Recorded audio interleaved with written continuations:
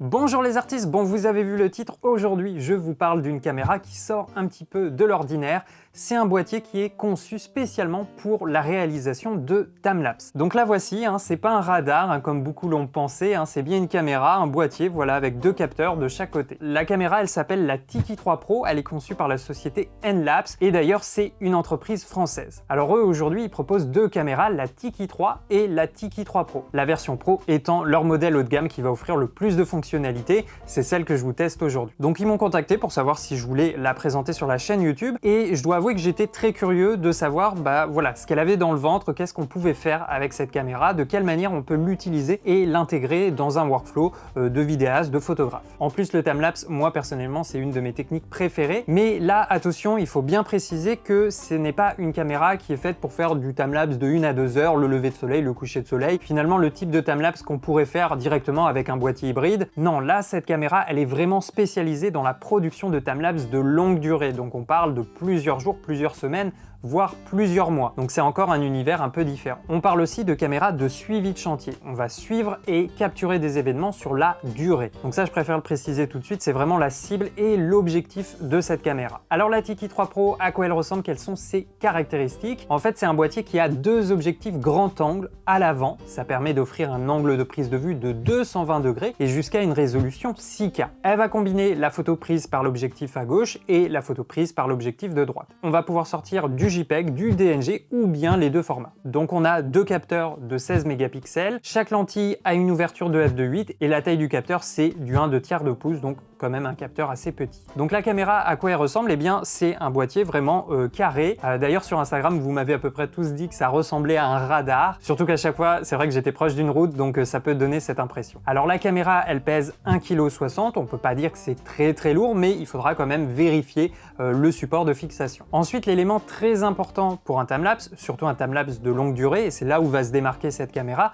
c'est l'autonomie. Vous imaginez bien, si on part sur un timelapse de plusieurs mois, on peut pas se permettre d'avoir une batterie qu'il faut enlever, charger, puis remettre. Ça serait un peu trop compliqué et il y aurait toujours des risques de décaler un petit peu la caméra et de modifier le cadrage, ce qu'on essaye d'éviter absolument sur un timelapse. Donc là, on a une batterie intégrée de 24 000 mAh. La marque donne un exemple, elle donne comme indication pour une photo prise toutes les 15 minutes, 24 heures sur 24, avec en plus l'envoi des données des photos sur l'application web. La caméra aurait une autonomie de 12 jours et ça peut même monter jusqu'à 36 jours si justement l'envoi des données est désactivé. Maintenant, ça ne s'arrête pas là. L'originalité de cette caméra, et vous êtes en train de le voir sur ce plan, c'est l'intégration d'un panneau solaire. Alors pour ceux à qui ça parle, c'est du 4,1 watt peak monocristallin. Et là, le panneau solaire, il devrait prolonger l'autonomie de la caméra sur plusieurs mois. C'est plutôt simple à manipuler, tu peux choisir l'inclinaison, tu peux l'orienter horizontalement et une fois qu'il est réglé, il suffit de serrer les vis pour verrouiller le panneau. Alors ensuite, comment ça fonctionne? Quelles sont les commandes sur le boîtier? Eh bien, tu vas voir, c'est plutôt simple finalement. Ça se pilote principalement à distance avec l'application pour smartphone. Déjà sur la caméra, on a un bouton d'alimentation. On fait un appui long de 3 secondes pour la mettre sous tension et même chose pour l'éteindre. Quand la caméra est allumée, il suffit d'appuyer une fois, ça va afficher le pourcentage de batterie avec une LED de couleur. Donc quand elle est bleue, ça veut dire que la batterie est pleine, entre 75 et 100%. Quand elle est verte, on est entre 50 et 75%. Quand elle devient orange, on passe entre 25 et 50%. Et quand la LED est rouge, ça veut dire qu'on est entre 5 et 25%. Et quand il n'y a plus de batterie, elle se met à clignoter, puis elle s'éteint. Ensuite, on a un bouton de déclenchement, on appuie une fois, ça va lancer une séquence de prise de vue, et si on fait un appui long de 3 secondes, ça va stopper la prise de vue. Ensuite, on a un port USB pour recharger la caméra. Donc ils disent que pour la première charge, ça peut demander jusqu'à 48 heures, donc il ne faudra pas évidemment s'y prendre à la dernière minute. On a aussi un emplacement pour le support de stockage, donc la caméra utilise des cartes micro SD. On va pouvoir utiliser jusqu'à des cartes de 512 Go. Et à côté, on a aussi un emplacement pour carte micro SIM. Ça sera utile pour envoyer directement les données à la plateforme d'édition. On peut commencer à prévisualiser le timelapse avant même d'avoir fini complètement la prise de vue sur le terrain. Donc ça, ce sont les éléments qui sont présents sur le boîtier. Maintenant, au niveau de l'installation, Enlapse recommande plusieurs choses. Déjà, il faut essayer de garder la caméra la plus droite possible. Il faut qu'elle soit le plus horizontale possible pour éviter les déformations. Si on l'incline, donc en plongée ou en contre-plongée, il peut avoir une déformation au niveau de la ligne d'horizon. Et autre précision que nous donne la marque et qui est très importante, il faut éviter d'avoir un objet, un sujet à moins de 5 mètres devant la caméra. Alors pourquoi? Eh bien tout simplement déjà parce qu'au centre, c'est la zone de stitching, c'est là où l'application va faire fusionner les deux images, et sur cette zone proche de la caméra et devant la caméra, c'est ici qu'on peut avoir des problèmes de parallaxe. Évidemment, on a deux objectifs qui n'ont pas le même point de vue, donc il faut éviter d'avoir un objet qui va venir compliquer le stitching, et justement je vais vous en parler et je vais vous montrer des exemples tout à l'heure. Donc il faut qu'elle soit éloignée d'un sujet devant la caméra, mais aussi en vertical. On va le voir tout à l'heure, mais il faut que la caméra soit en hauteur parce qu'on peut avoir ce problème justement de fusion d'images, de stitching qui va être visible au niveau du sol. Au niveau du support, personnellement, moi là pour ce test, je l'ai utilisé à chaque fois sur un trépied photo. Il y a un pas de vis d'1/4 d'ailleurs sous la caméra. Moi j'ai plutôt fait des timelapses assez courts parce que je n'ai pas vraiment d'endroit où je peux la laisser plusieurs jours. D'ailleurs, même si c'est fait pour du timelapse de longue durée, on peut totalement l'utiliser sur une journée, une demi-journée. Si c'est pour un concert, eh bien tu peux filmer le montage de la scène, la préparation, l'événement et le démontage. Donc ça, c'est une presta un peu plus courte, et dans ce cas-là, tu peux utiliser un trépied. Par contre, il faut quand même un support assez solide, peut-être plus un trépied vidéo ou un pied lumière. Et encore une fois, je vais vous montrer des exemples, mais il faut que le trépied puisse monter assez haut en hauteur parce qu'il faut éloigner le sol le plus possible de la caméra. Et bien sûr, l'objectif, c'est de sécuriser la caméra. Il ne faudrait pas que quelqu'un vienne bousculer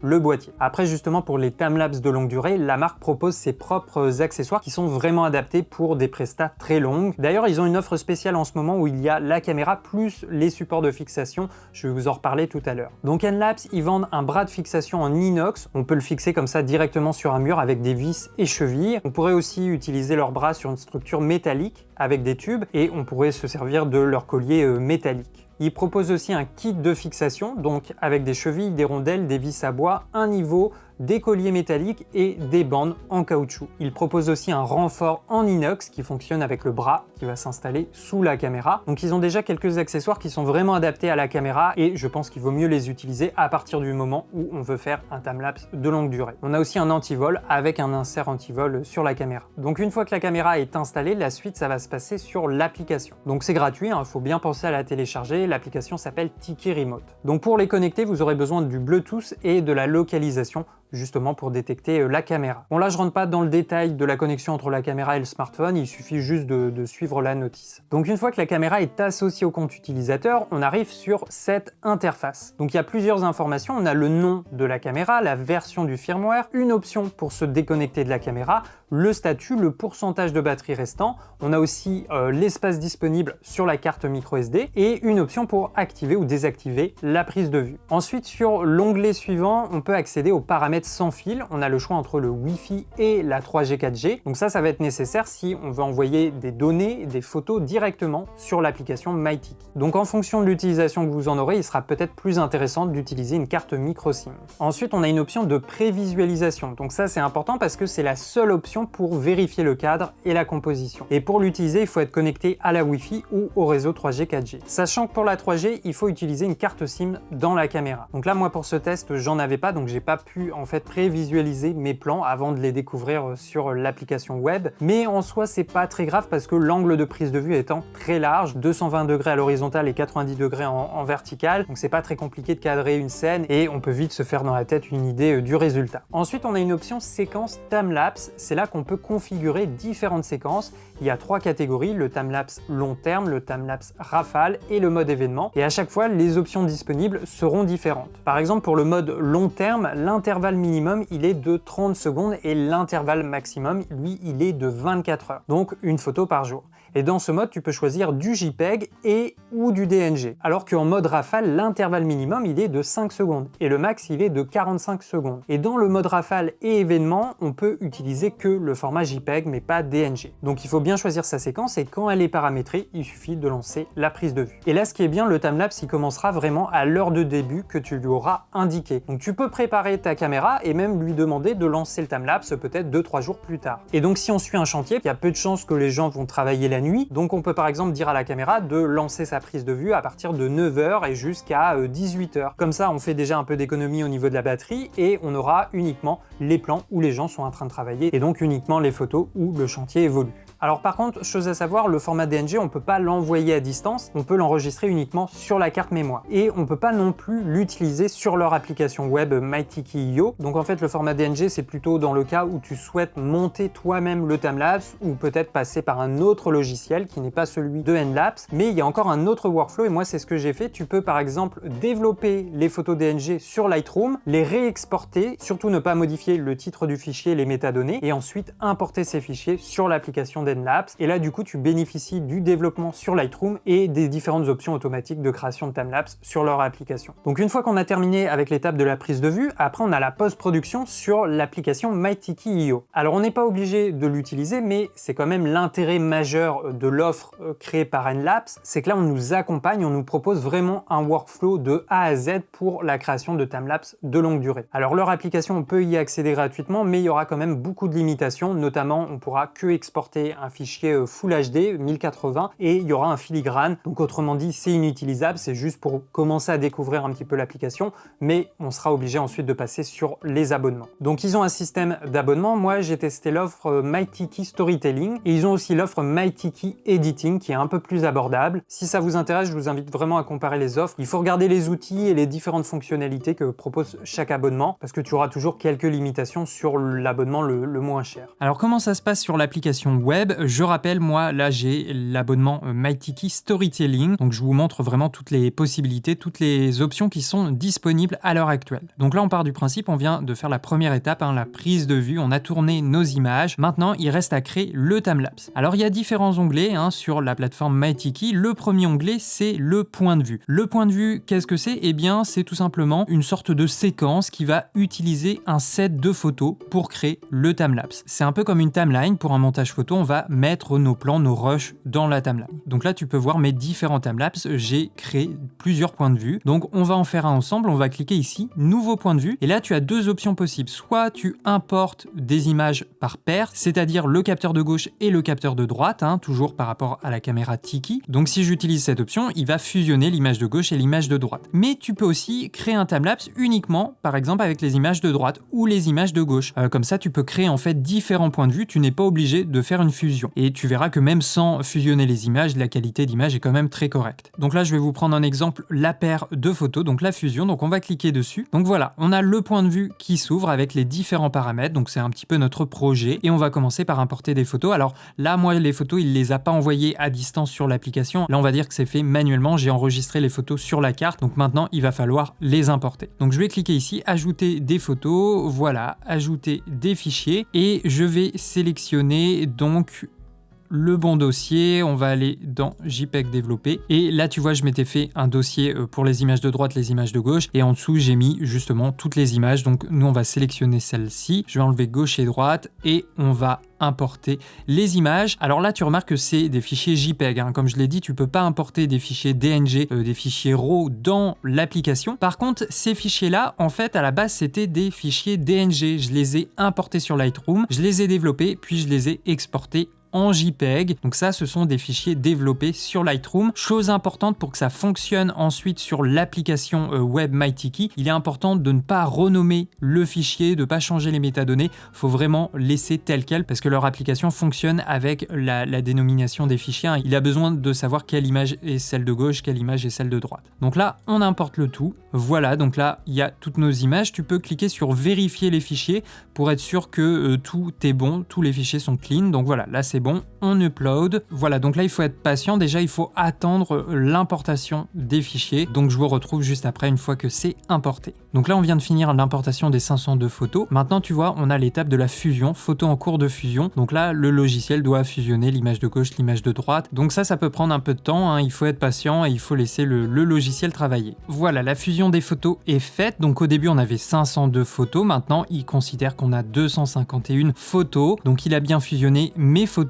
Donc moi j'avais visé 250 photos à peu près pour avoir un timelapse de 10 secondes pour un projet à 25 images par seconde. Donc une fois que les photos sont chargées dans l'application, tu as différentes options. On a à gauche les filtres temporels. Donc ça c'est des choses qui sont disponibles avec l'abonnement. Alors à quoi ça sert des filtres temporels? Là il n'y a pas vraiment d'utilité parce que j'ai fait un timelapse de quelques heures, mais ça peut être très utile sur des timelapses de longue durée. Les filtres nous permettent de trier les photos et peut-être de sélectionner uniquement certaines photos. Donc tu vois, tu peux d'abord sélectionner des filtres par date. Donc là, on a le calendrier. Imaginons que j'ai fait un timelapse sur plusieurs mois, et bien je peux sélectionner par exemple toutes les photos sur le mois de mars. Je peux demander l'application de sélectionner toutes les photos prises sur les derniers jours. Donc par défaut, on est sur les 100 derniers jours. On peut sélectionner une période plus précise, donc là au niveau de l'horaire. Donc par exemple, je peux demander au logiciel de prendre toutes les photos qui ont été prises entre 8h et pourquoi pas 18h. Donc de cette manière, j'ai vraiment toutes les photos qui ont été prises en journée. Alors là, moi ça m'intéresse pas, je vais remettre 00 des deux côtés. Tu peux également sélectionner une durée max, ça correspond à la durée du timelapse de sortie au niveau de l'export. Donc la durée maximale, c'est 1 minute. Donc par exemple, si je sélectionne 30 secondes, eh bien l'application va sélectionner automatiquement le bon nombre de photos pour faire un timelapse de 30 secondes. Tu peux rajouter des filtres par semaine, et puis tu as ces filtres d'intelligence artificielle qui sont disponibles avec l'abonnement pro. Donc on a par exemple un filtre beau temps. S'il y a des nuages, si ça s'assombrit, eh bien il va pas sélectionner ces photos, il va uniquement sélectionner les photos, par exemple quand le ciel est dégagé, quand il fait beau. Donc ciel magnifique, ça va être un peu la même chose. Certainement, il va sélectionner les photos quand il y a un ciel bleu, et il va éliminer quand c'est trop sombre ou quand il y a beaucoup de nuages. Tu as également un filtre par luminosité, pour la visibilité, et tu as également un filtre pour la neige. Donc si tu as installé une caméra en montagne, peut-être qu'il va avoir une période de neige. Donc tu peux choisir de sélectionner toutes les photos où le paysage est déneigé, ou alors toutes les photos où le paysage est enneigé. Donc c'est ça vraiment la force de leur application et de ces options là au niveau des filtres, c'est que tu peux vraiment en fait sélectionner facilement différentes parties de ton timelapse. Ça peut être très compliqué quand on a un timelapse sur plusieurs mois, mais avec l'application d'Enlapse, l'objectif c'est de rendre justement le workflow beaucoup plus accessible, beaucoup plus simple. Alors en dessous on a une autre option de panoramique zoom, on va pouvoir créer un mouvement facilement avec l'application, je vais vous remontrer ça tout à l'heure. On a une aperçu, donc une prévisualisation, on peut la générer, donc je vais cliquer là. Voilà, donc là ça va générer la prévisualisation. Donc tu vois, on a la barre de chargement, ça devrait pas être trop long. De toute façon, c'est dans une résolution vraiment très légère, tu vois, il y a beaucoup de pixels, mais c'est juste pour prévisualiser le plan. Donc là, on a bien un timelapse de 10 secondes et on peut l'observer. Donc tu vois, là, c'est hyper sympa, on a cet effet de nuages, de mer de nuages. C'est assez sympa et tout de suite, on peut voir à quoi ressemble le timelapse. Donc ça, c'est l'option d'aperçu. Ensuite, on a une description, donc tout simplement, hein, ça c'est lié au point de vue. Donc là, par exemple, je peux mettre panorama, hop, et je vais mettre ville d'Évreux. On peut mettre des tags, une description un peu plus importante, ou même renseigner les coordonnées de localisation, de géolocalisation. Et puis enfin, on a la catégorie extra, donc ça va être plutôt ça qui va nous intéresser. On a une option, on va pouvoir exporter toutes les photos filtrées, donc on va recevoir une archive par mail avec justement les modifications sur les photos. Et puis on a l'option certainement la plus intéressante, le Timelapse Builder. Donc le Timelapse Builder, il nous permet d'accéder à différentes options de retouches, de développement. C'est des options supplémentaires pour améliorer le timelapse, donc c'est vraiment des options automatiques, tu vas voir. Donc tu as un mode automatique où le logiciel, l'application va décider automatiquement les meilleurs paramètres à appliquer au timelapse, mais à tout moment tu peux les modifier, ou alors tu as le mode manuel. Donc là, moi je vais peut-être vous montrer avec le mode manuel. Donc on passe à la sélection suivante. Ensuite on a voilà, la sélection d'images. Donc soit on sélectionne toutes les images qu'on a importées, soit on laisse le logiciel décider quelles sont les meilleures images pour ce timelapse. Moi je vais faire sélection actuelle. Ensuite on a voilà, amélioration vidéo basique. Donc là il y a plusieurs possibilités. Il y a le lissage avancé, l'amélioration d'image, l'anti-scintillement. Alors je vais vous montrer quelques exemples avec le lissage avancé. Je vous ai déjà exporté quelques exemples, pas sur ce timelapse mais pour d'autres timelapses, et je vais vous montrer un petit peu ce que ça donne. Donc là par exemple j'ai un exemple de timelapse où il n'y a pas du tout de lissage, donc on a vraiment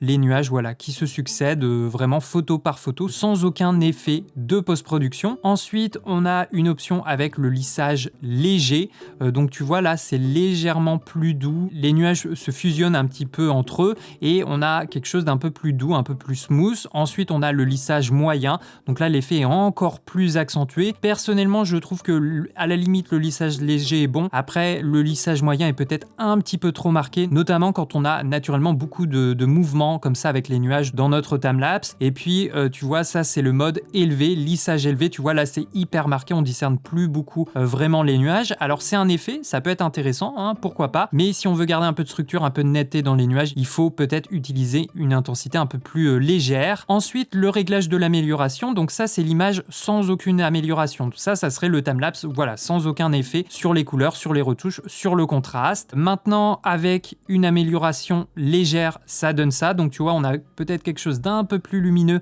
mais aussi de plus contrasté. On a des noirs un petit peu plus présents. Donc ça va être l'amélioration moyen.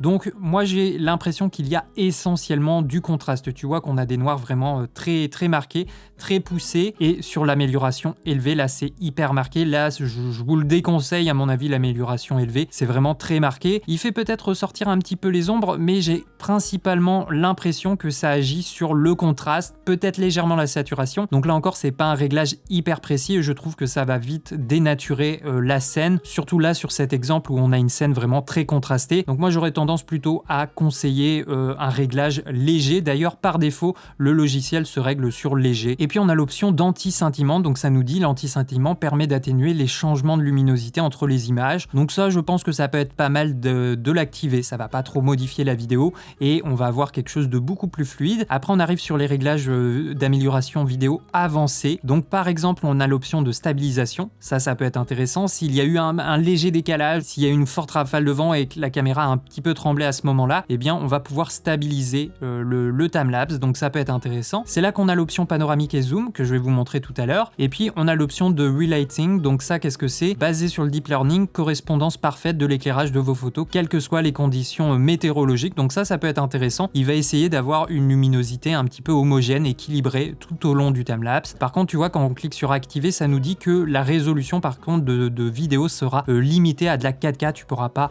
monter à de la 6K. Et puis ensuite, on peut décider si on veut un filigrane ou pas. D'ailleurs, on peut aussi importer son propre filigrane, peut-être voilà, le logo de sa marque, c'est possible. Et puis tu as également une option pour incruster automatiquement la date dans une vidéo. Ça peut être sympa, notamment quand tu fais un timelapse sur plusieurs jours, plusieurs semaines, plusieurs mois. C'est sympa de suivre l'évolution peut-être d'une construction en fonction de la date, de la période de construction. Donc je te remontre un exemple, tu vois, ça donne ça. Donc là évidemment c'était sur un seul jour et on a l'horaire, l'heure, les minutes qui évoluent. Après, ce qui pourrait être sympa, c'est d'avoir plus d'options au niveau de cette incrustation, parce que voilà, on a juste cette option là. C'est assez léger si on veut un petit peu personnaliser l'arrière-plan, la police, la couleur. Ça serait bien d'avoir ces options. Et puis enfin, tu peux choisir la durée de ton timelapse. Tu peux choisir, tu vois, 5, 10, 15 secondes. Évidemment, moi je conseillerais de choisir une durée de timelapse en fonction de votre nombre de photos. Après, évidemment, si on a fait un timelapse sur plusieurs semaines, plusieurs mois, on aura suffisamment de photos pour choisir 1, 2 minutes, 3 minutes. Ça va pas être très important. Par contre, si j'ai fait comme moi la 250 photos, c'est-à-dire sur un projet à 25 images par seconde, si je veux quelque chose de fluide,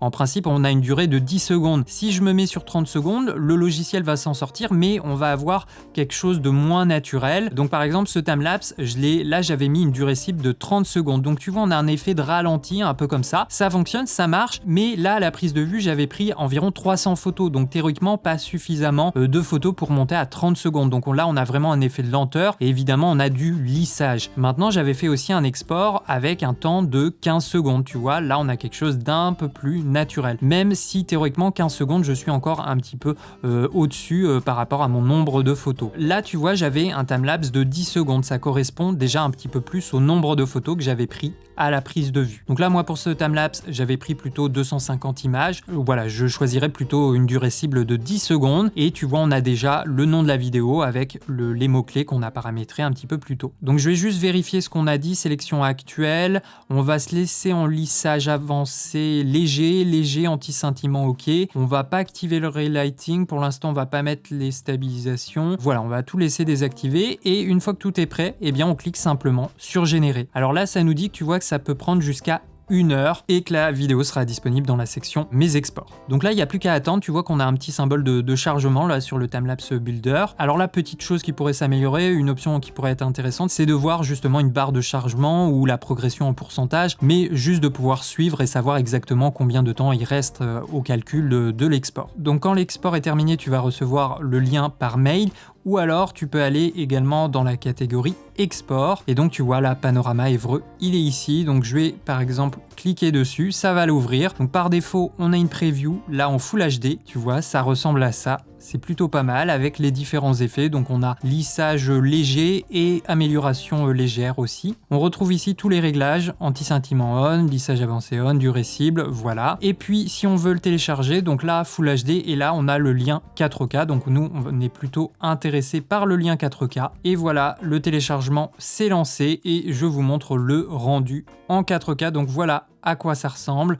Donc voilà, là tu vois le rendu est quand même pas mal, hein. Là on a quand même quelque chose d'assez net, on a des belles couleurs, du contraste. Alors là il faut prendre en compte que j'ai déjà développé ces fichiers sur Lightroom à partir des fichiers DNG et j'ai exporté des JPEG. Ils sont un peu de meilleure qualité que les JPEG par défaut de la caméra. Par contre je remarque qu'il y a un petit peu de vignettage au centre qui se fait sentir. Pourtant je n'ai pas retouché le vignettage. Ça il faut bien faire attention de ne pas rajouter du vignettage ou d'utiliser des effets de masque quand tu retouches les images sur Lightroom, parce que sur Lightroom on a la photo de gauche et la photo de droite, donc il faudrait pas créer des décalages. Et moi là j'ai appliqué exactement la même retouche entre la photo de gauche et la photo de droite, mais on observe un petit peu de zone sombre au centre. Bon, c'est pas bien gênant, dans le mouvement on le sent pas trop, mais voilà, on le voit un petit peu. Alors je voulais aussi vous montrer autre chose. Je vais reprendre le premier timelapse et je vais vous montrer les autres que j'ai fait. Donc par exemple on a ce timelapse là, tu remarques que au centre du timelapse, sur la partie de fusion, on ressent justement l'effet de stitching, ça bouge un petit peu, on a des effets d'ondulation, un peu de floutage, de décalage à certains moments, et on ressent cet effet de stitching surtout sur la partie au niveau du sol et la partie centrale. Et tu vois aussi un petit peu au milieu de l'image. Donc ça c'est ce que je vous ai dit sur le placement, il faut faire attention, il faut pas qu'il y ait de sujet 5 mètres devant, mais il faut faire attention aussi verticalement à ce que le sol, en tout cas c'est l'impression d'après les tests que j'ai fait, à ce que le sol ne soit pas trop proche. Pourtant j'étais sur un trépied vraiment au maximum, c'est un trépied photo, il monte pas très haut, mais j'étais quand même peut-être à 1,50 m du sol, et pourtant tu vois on ressent cet effet de stitching au niveau du sol, donc il faut faire attention à ça.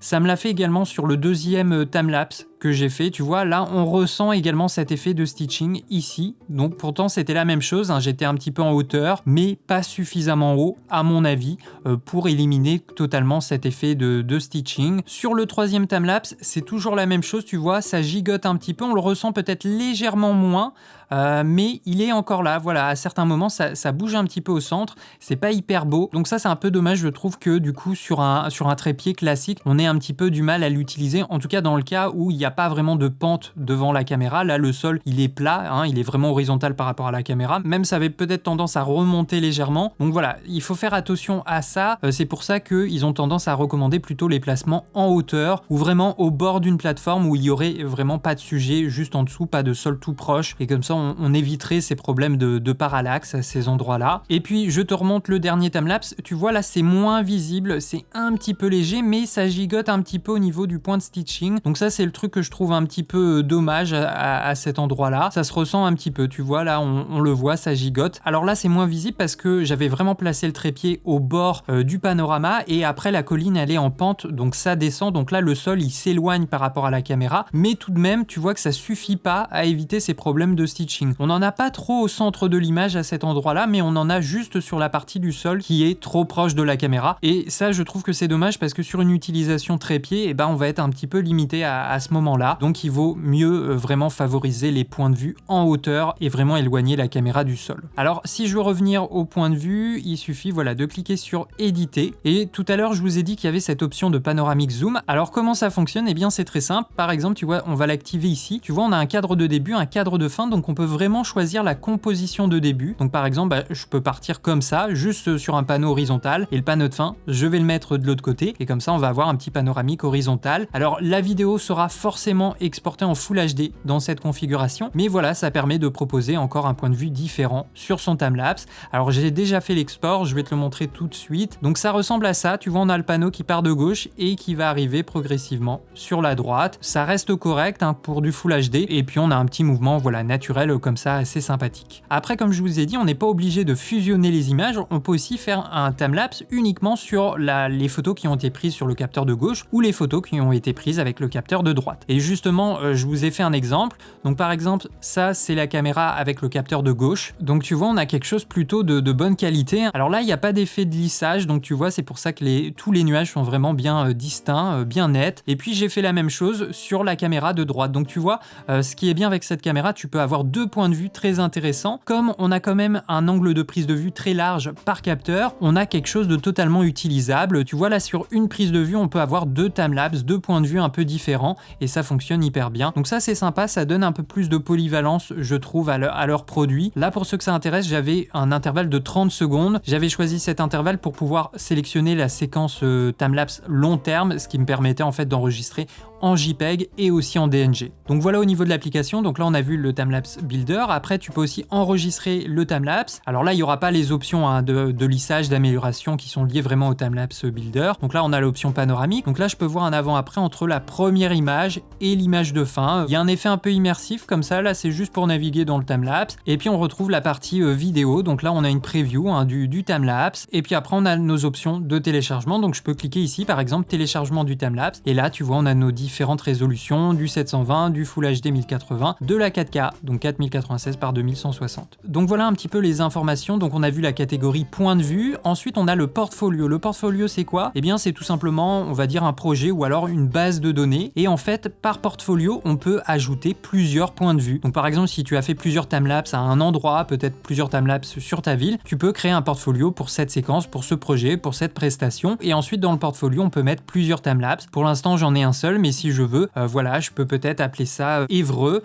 donc tous les timelapses que j'ai pris à Évreux, et là tu vois il suffit de cliquer dessus et je vais pouvoir rajouter mes timelapses de cette manière. Je peux les sauvegarder et donc tu vois dans mon portfolio j'ai maintenant différents timelapses et je peux y accéder facilement. Donc ça c'est pour trier un petit peu, organiser ces différents points de vue. L'onglet export on l'a déjà vu, c'est la page où il y aura tous les exports qu'on a fait sur la plateforme. Donc tu vois parfois j'ai fait plusieurs exports à partir du même point de vue. Et puis après on a la catégorie MyTiki, donc là on a toutes les infos qui sont liées à la caméra que j'ai enregistrée sur l'application, la mémoire restante sur la caméra, la version du firmware, la batterie, la dernière connexion de la caméra. Là j'ai pas envoyé d'image, mais tu vois on a accès à différentes informations, donc ça c'est assez intéressant. Et puis après voilà, catégorie boutique ou support. Alors au niveau du prix, déjà la Tiki 3 Pro, donc celle que je viens de tester dans cette vidéo, c'est leur caméra haut de gamme, on la trouve à 1800 € au TTC ou 1500 hors taxe. La Tiki 3 elle est un peu moins chère, elle est à 1140 € au TTC. Là encore je vous conseille d'aller sur leur site, vous pouvez vraiment comparer la Tiki 3 et la Tiki 3 Pro. Ensuite c'est pas tout, on l'a vu, si vous êtes intéressé par leur plateforme MyTiki.io, ça va être un abonnement. Alors on a vu qu'il y avait une version gratuite mais avec beaucoup de limitations, donc il vaudra mieux choisir un de leurs abonnements. Le premier c'est MyTiki Editing qui est disponible uniquement sur leur plan 12 mois, donc à l'année, il est à 300 €. Après il y a l'offre MyTiki Storytelling qui elle est à 420 € pour 12 mois, mais cet abonnement il est aussi disponible sur 6 mois ou 3 mois. Donc on peut vraiment adapter son abonnement en fonction de la durée d'un projet, d'un timelapse. Et puis en ce moment, ils proposent le pack spécial construction. Donc tu as la Tiki 3 Pro avec des accessoires, il y a une valise de transport, le bras de fixation, le renfort, un kit de fixation, une carte micro SD industrielle de 256 Go,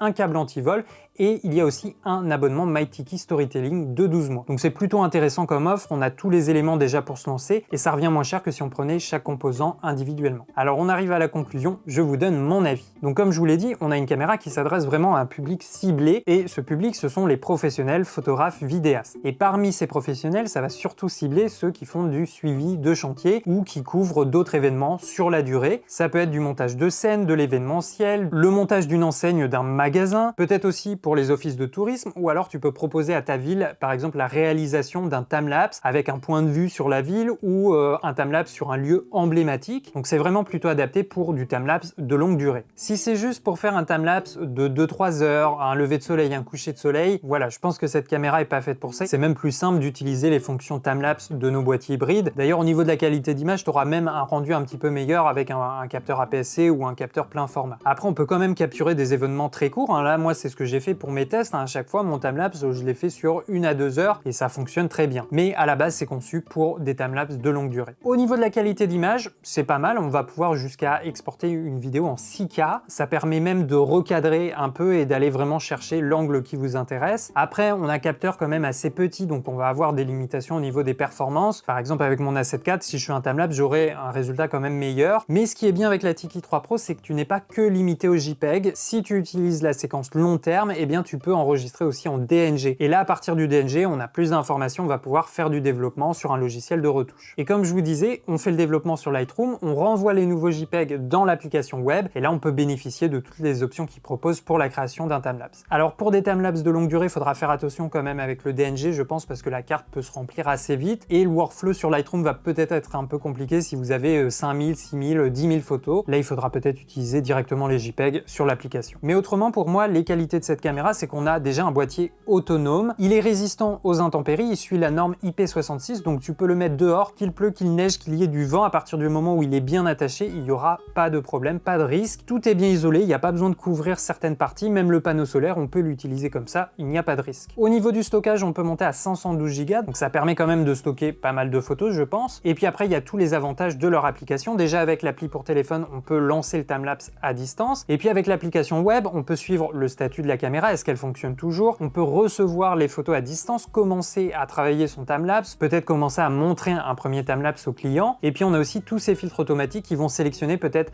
la partie où il y avait du ciel bleu, la partie où le ciel est bien dégagé, ou alors la partie où il y a de la neige, ou encore toutes les photos que tu as faites sur le mois de mars. Donc ça, c'est quand même très utile et ça va vraiment faciliter la création d'un ou plusieurs timelapses de longue durée. Au niveau du timelapse builder, on a des options assez intéressantes. Bon, je trouve qu'on n'est pas obligé de les utiliser à fond. Par exemple, le lissage, moi j'utiliserais l'effet léger, mais le moyen et élevé, c'est trop fluide, on perd l'effet de timelapse qu'on a l'habitude de voir. Pareil pour l'amélioration automatique des images, c'est rapide, c'est facile à faire, mais grosso modo, ça va surtout rajouter du contraste, peut-être booster un petit peu la saturation, mais ça va pas remplacer un vrai développement sur Lightroom. Par contre, il y a l'option de relighting, donc qui permet vraiment d'équilibrer l'exposition d'une photo à une autre, et on a aussi une option de stabilisation. Ça peut être intéressant parce que sur un timelapse longue durée ou même de courte durée, ça arrive que voilà, si jamais une petite vibration, malheureusement quelqu'un a touché la caméra, c'est toujours un plus d'avoir cette option de stabilisation. Donc voilà, ils ont vraiment tout mis en place pour que leur application soit utile et utilisée. Maintenant, pour vous donner peut-être mon avis aussi sur les points qui pourraient s'améliorer, en tout cas c'est mon avis personnel évidemment, il y a par exemple la limitation des 5 mètres. Je comprends que la fusion, le stitching, on ait besoin justement de ne pas avoir d'objet de sujet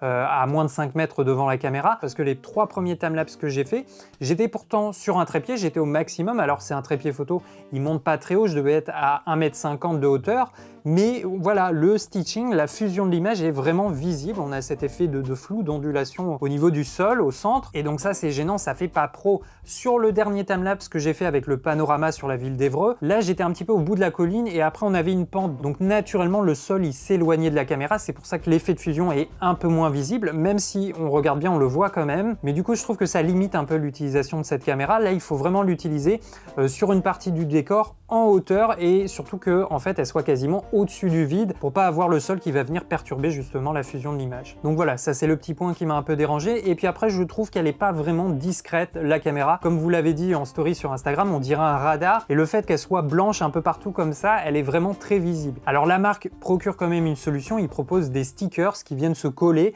et c'est un petit peu des stickers avec des teintes, des textures différentes, des couleurs différentes, donc ça va permettre de camoufler un petit peu le setup, mais ça reste un achat supplémentaire. Mais voilà, dans l'ensemble, on a une proposition assez intéressante et plutôt originale. Alors ça cible vraiment un certain public, mais en tant que professionnel, ça peut être intéressant. Et même si à l'heure actuelle, vous ne faisiez pas de suivi de chantier, je pense que ça peut être intéressant au moins d'y réfléchir, parce que ça pourrait peut-être t'amener à mettre en place une nouvelle prestation, à intégrer, à proposer un nouveau service de timelapse. Un timelapse, c'est quelque chose de très visuel, il n'y a pas beaucoup de dépenses, on va dire, en termes d'énergie. Une fois que la caméra est installée, elle fait le travail à notre place. Et je trouve que ça s'applique vraiment bien pour du suivi de projet, du suivi de chantier, pourquoi pas un point de vue sur une station de ski ou un lieu emblématique où il y a justement du ciel en arrière-plan, où on peut voir la météo qui évolue, le passage des gens. Ça peut être l'occasion aussi avec cette caméra d'aller démarcher de nouveaux clients. Voilà les amis, vous avez toutes les informations, vous avez les liens en description de vidéo. Si leur produit vous intéresse, ils ont une série de tutos aussi sur leur chaîne YouTube et vous aurez également d'autres exemples de timelapse ou de suivi de chantier, chose que je n'ai pas pu faire pour cette vidéo. Voilà, j'attends vos retours dans les commentaires. Est-ce que ce genre de produit vous intéresse? Est-ce que vous voyez l'utiliser ou l'intégrer dans vos prestations? N'hésitez pas à partager votre expérience.